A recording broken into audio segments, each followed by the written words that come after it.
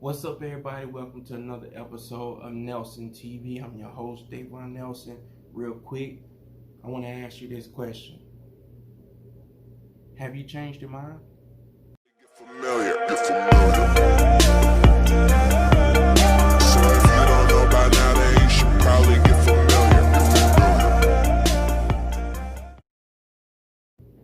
What's up, everybody? Welcome back to another episode of Nelson TV. I'm Davon Nelson. Listen, this question I want to ask right quick, okay? And this is a fun question because it is basically directed to married couples, okay?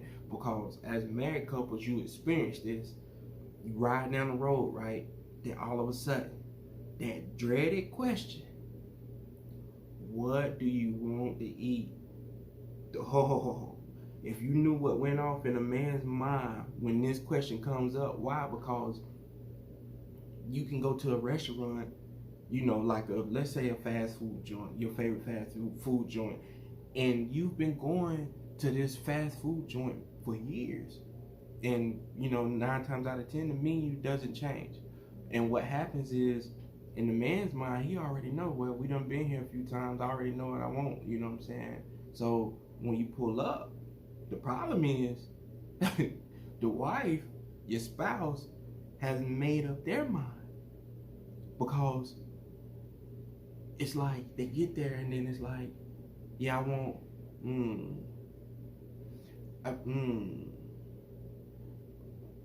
Okay, what comes on a number 2?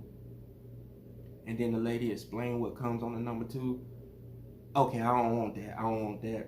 What all comes on the number 5? And they explain, no, I don't want that. So the moral of the story is, have you changed your mind? That's what I want to talk to you today about, is a changed mind. Why is it important? How can it benefit you in the long run? Like, how do you even know when your mind starts to change? You know what I'm saying? So I want to read this scripture to you. It comes from Romans 12 verses 1 and 2 from the Amplified Version. Listen. Therefore I urge you, brothers and sisters, by the mercies of God, to present your bodies as a living sacrifice, holy and well pleasing to God, which is your rational act of worship. And do not, verse 2, do not be conformed to this world, but be transformed and progressively changed by the renewing of your mind, so that you may prove what the will of God is, that which is good and acceptable and perfect. I changed my mind. 2 points I want to talk about today. Pretty much two words in that scripture that stood out to me when I read it, is the word renew and the word transform. Because when you think about the word renew, it has the word new in it, and the word new basically means something is brand new. You pretty much haven't seen it before, you know what I'm saying? But is understanding the word re means to do again. So renew, you doing a new thing again, you know what I'm saying? So, and then the word transform.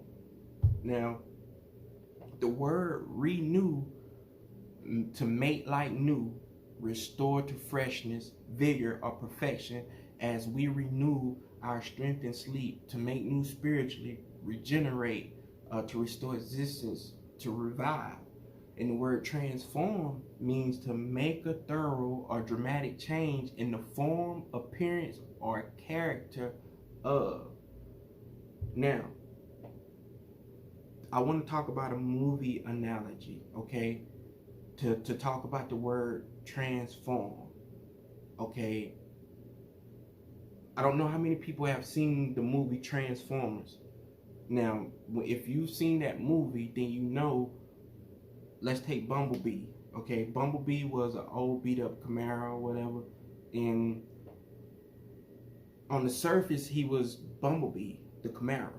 We just see the Camaro.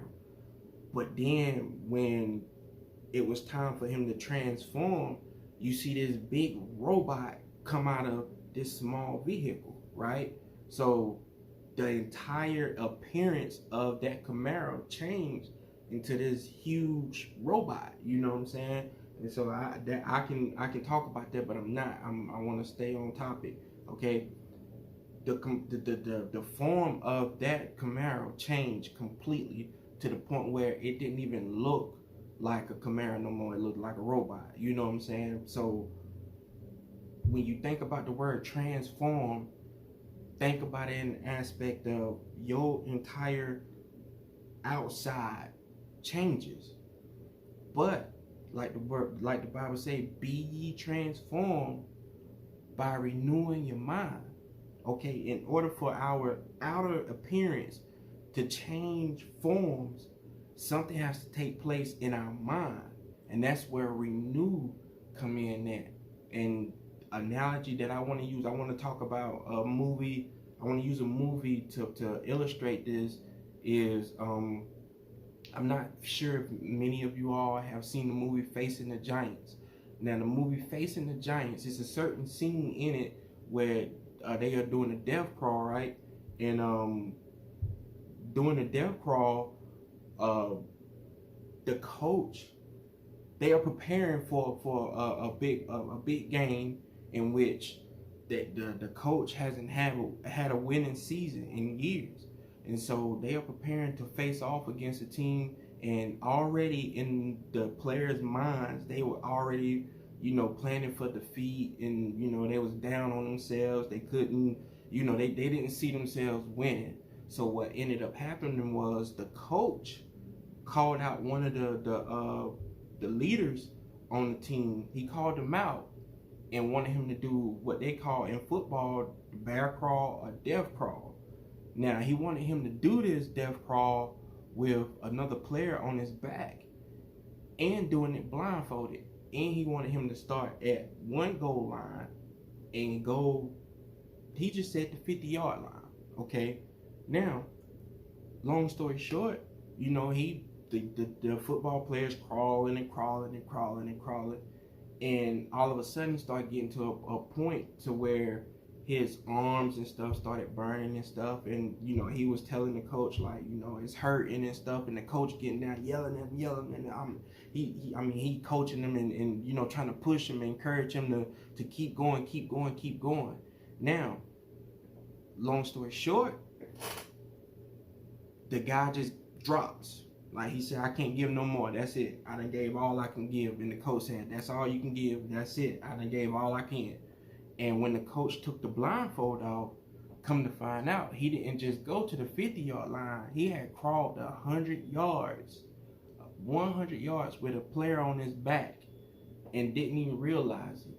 But because he was blindfolded and he couldn't see, all he knew was, I'm going to the 50-yard line, but he didn't know where the 50-yard line was because he was blindfolded, and he ended up crawling 100, So from that point, it kind of gave them a spark. It gave them that faith back, It helped them to renew their mind.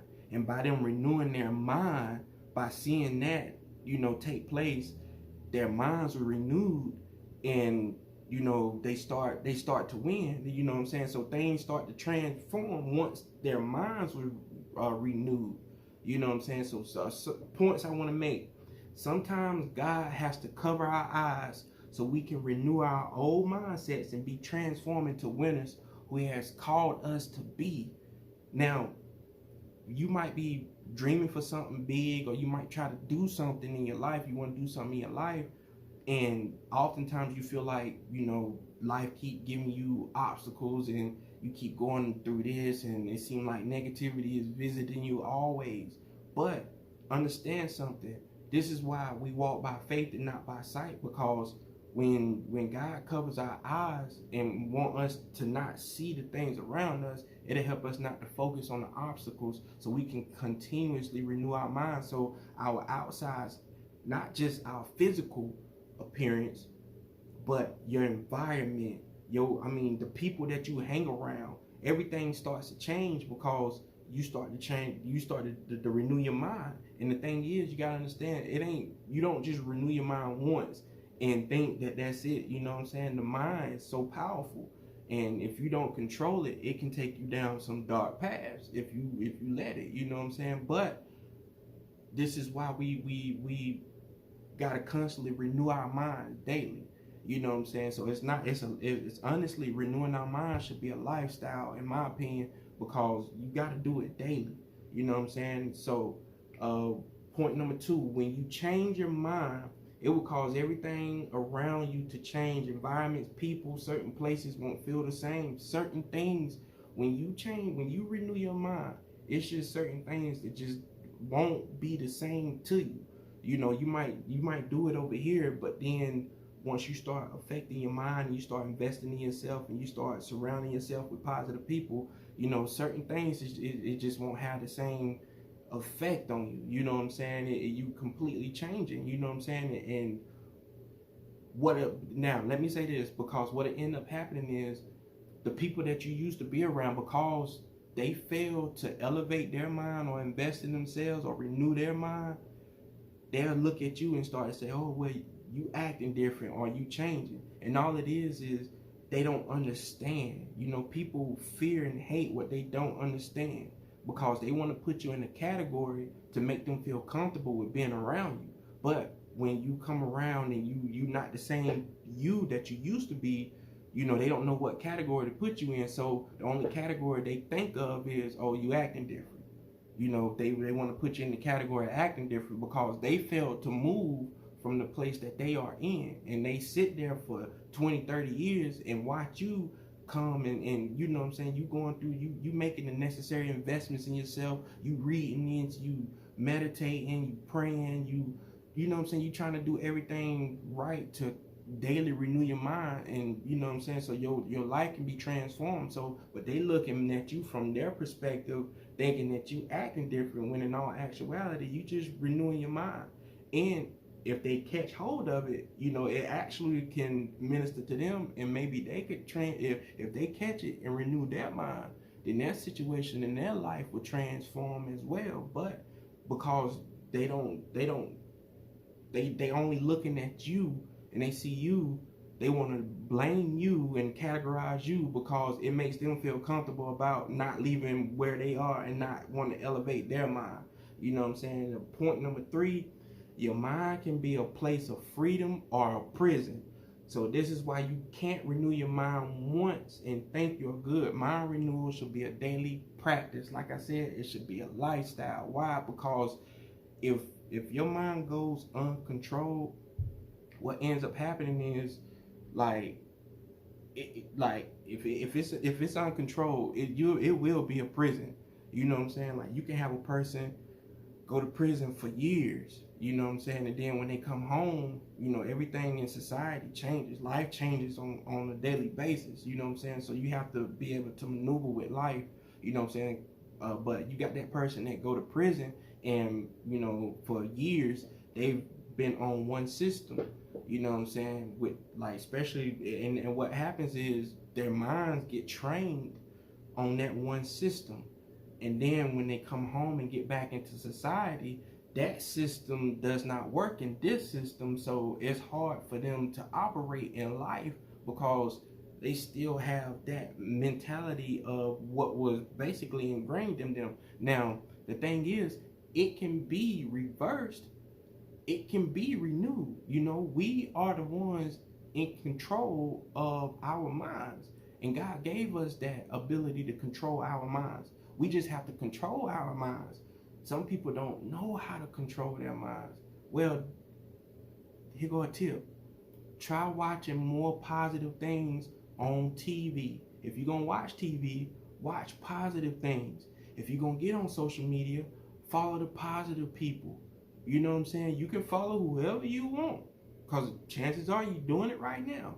And then majority of the times, some of the people that you follow every day, they post something negative, something depressing, something, you know what I'm saying? And trust me, you got some people, I understand, going through something, life done hit you hard, and you know what I'm saying, you using Facebook to vent. Nothing is wrong with that. That's cool.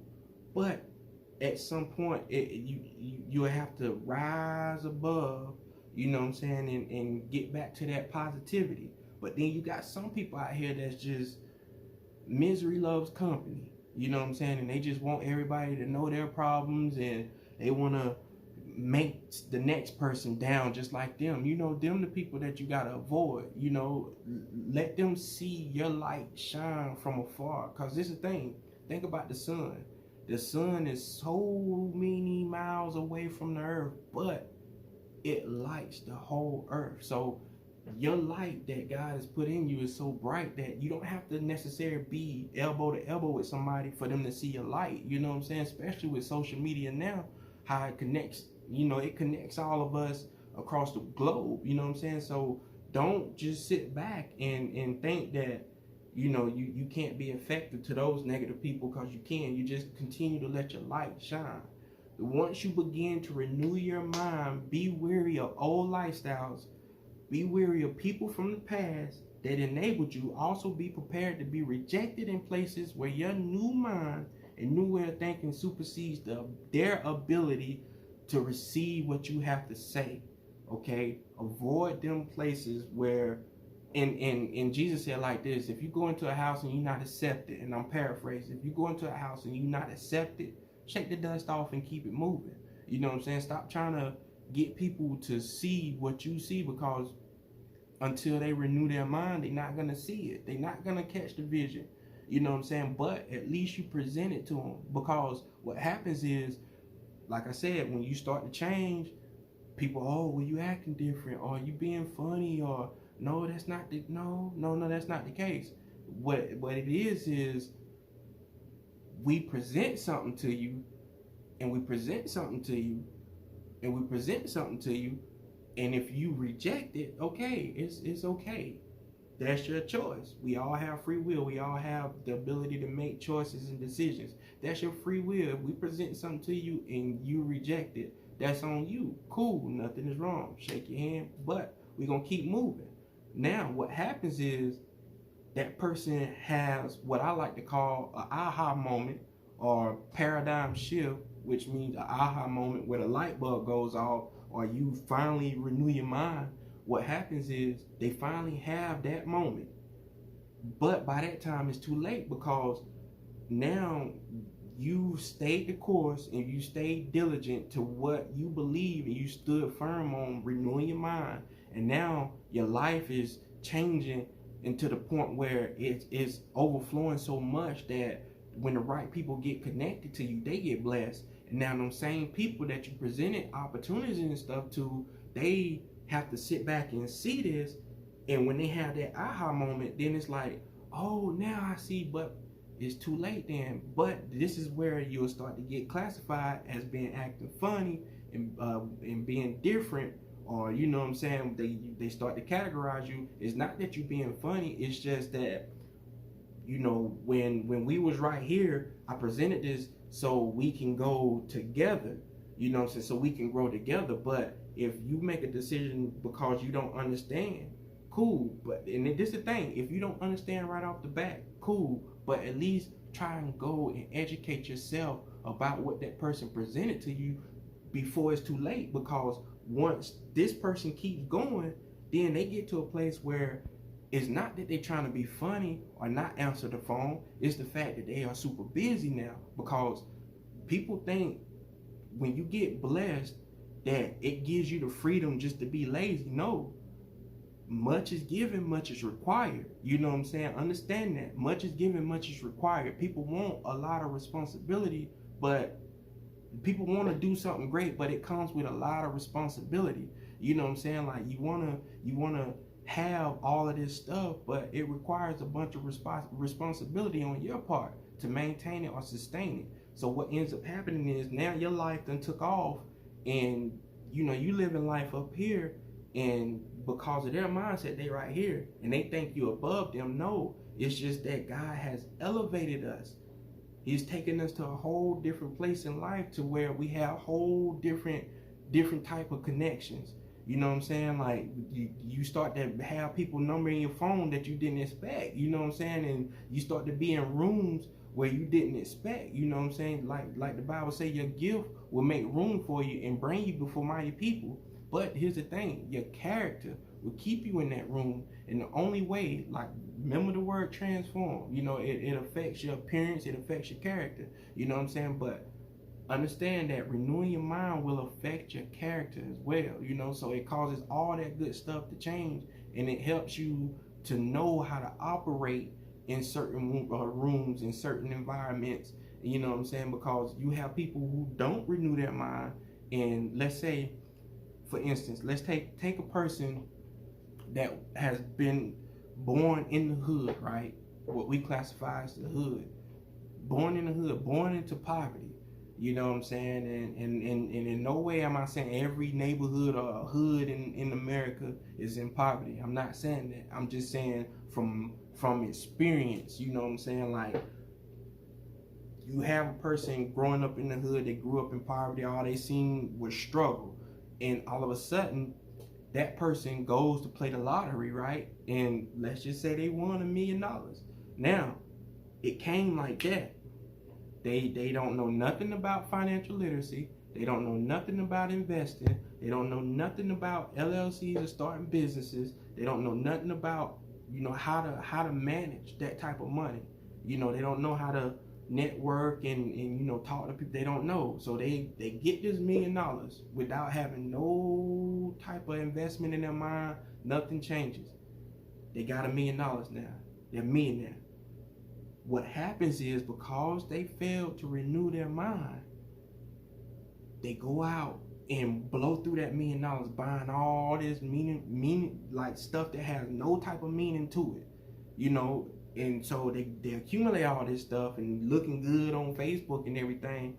But a few years later, he'll probably be in a drug rehab center. You know, he was married, you know, probably divorced. You know what I'm saying? Stuff like that, because he didn't renew his mind. So that's why, you know, if you're trying to pursue a bag or trying to secure the bag and get money and stuff like that, that's cool. But listen, invest in your mind first. Do some financial digging, you know what I'm saying? Get some financial literacy about yourself before, you know what I'm saying? That's the whole purpose of renewing your mind. You know what I'm saying? You can't take this old mentality and try to utilize it over here. You know, it's not gonna work. So we got to renew our mind daily in order for us to understand life. You know what I'm saying? So listen, man, I'm not gonna talk your head off. I can keep going, but my big man just woke up, and so I'm about to go get him. Signing off. I'm Davon Nelson. This is another episode of Nelson TV. Man, rock out. Get familiar.